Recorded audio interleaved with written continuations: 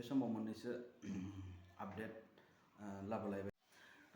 बेनो जाहैबाय जोंहा 336 आहाय जाहैबाय जोंहा मेडिकेल इन्सुरेन्स बोसोरावहाय आरो जेनेबा जों साफ्रोमबोथ' जेनेबा देहाया बेनि बे थाबाय थाया नङा होमबा लोगोफोर, मालाबा लोमजा साजा जागोन, मालाबा बेमार गोब्राब जागोन, मालाबा गोब्राब बेबायदिनो जेनेबा थाखा फैसा बेबायदिनि प्रब्लेमाव गोलैनाय बेमार बेबायदि फैयो नङा होमबा मानसिनि जिबनावहाय। दा बेबायदिनो जेनेबा बे 336आव आं जुदि बोसोरावहाय बेखौ जुदि दोनबाय थायोबा जोंहा मेडिकेल इन्सुरेन्स होयो। जा मेडिकेल इन्सुरेन्स जेनेबा नोंहा माबा मोनसे बेमार गिदिर जानानै जेनेबा नोङो थैबाय नङा होमबा, बेमार गिदिर जानानै जुदि थैयोब्ला नोंहा बियो 2 लाख थाखा माने नमिनिया मोननाय जायो आरो। दा बेनो जेनेबा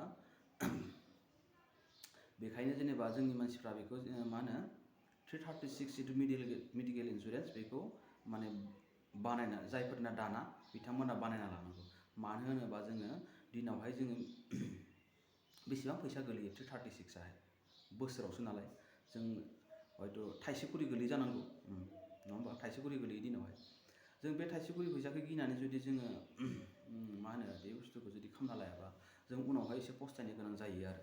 दा बेफोरनिफ्राय जोङो बहुत माने हेल्प मोनो आरो रायजोफोर।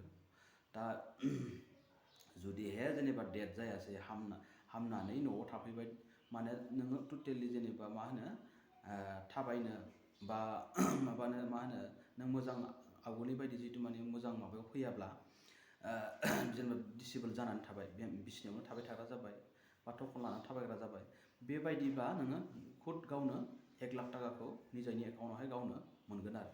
जुदिहाय डेथ जायोब्लाथ' जेनेबा नमिनि जाय नों एकाउन्ट खुलिनाय समावहाय नों नमिनि जायखौ होदोंमोन बिनि एकाउन्टआवहाय बे फैसाया हाबगोन आरो। दा बेबायदि आरो दा हाबनो थाखाय जेनेबा जोंहा खामानिखौ बेंकआवहाय मावनो गोनां जायो आरो